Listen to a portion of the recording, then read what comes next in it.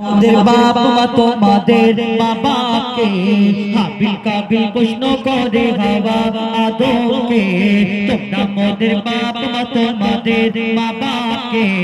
বলো গো মোদের বলো কি তাদের নাম ছিল বলো গো মোদের বলো কি তাদের নাম ছিল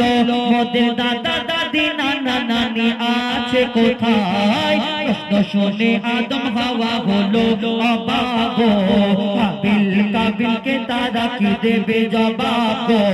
দুজনে আল্লাহ বলে সিজদাতে যায় চলে দুজনে আল্লাহ বলে সিজদাতে যায় চলে বলে মাসুম ছেলে মোদের কাছে একই জানতে চায় হাবিল কাবিল প্রশ্ন করে হাওয়া আদমকে তোমরা মোদের বাপ মা তোমাদের বাবাকে বলছে আদম শোন তোরা শোন